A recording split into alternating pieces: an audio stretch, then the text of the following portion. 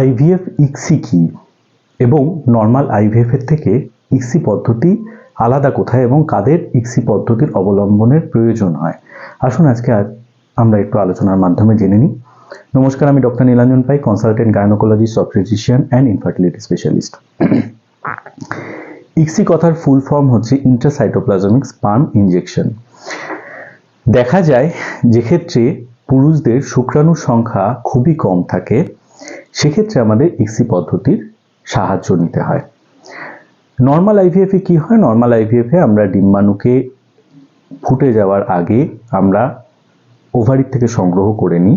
আমি যদি সহজ ভাষায় বোঝানোর চেষ্টা করি, সেই ডিম্বাণুকে রেখে দেওয়া হয় একটি ডিশের মধ্যে এবং তার চারিপাশে শুক্রাণুকে ছড়িয়ে দেওয়া হয় এবং তার মধ্যে যেটি বেস্ট শুক্রাণু, যার সামনের দিকে এগিয়ে যাওয়ার ক্ষমতা রয়েছে, সেটি ল্যাব এনভায়রনমেন্টের মধ্যে থেকে সেইটি এগিয়ে গিয়ে ডিম্বাণুকে নিষিক্তকরণ করে এবং এরকমভাবে প্রেগন্যান্সি আসে।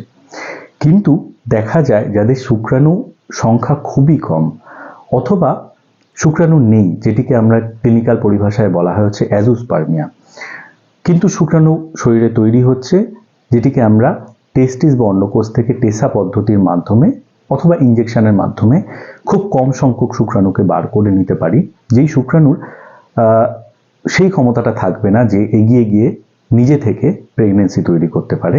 অথবা শুক্রাণু যদি গঠনগতভাবে অ্যাবনর্মাল হয়, সেক্ষেত্রে আমরা একটি শুক্রাণুকে নিয়ে একটি ডিম্বাণুর মধ্যে ইনজেক্ট করে ঢুকিয়ে দিতে পারি এবং নিষিক্তকরণের মাধ্যমে আমরা প্রেগন্যান্সি তৈরি করতে পারি।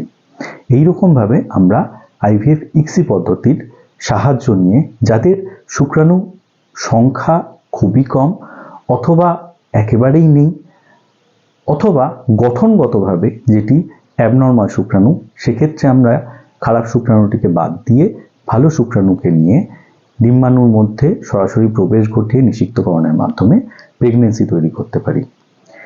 সুতরাং ইক্সি পদ্ধতি তাদেরই প্রয়োজন হয় যাদের এই সব শুক্রাণু সংক্রান্ত সমস্যা থাকে।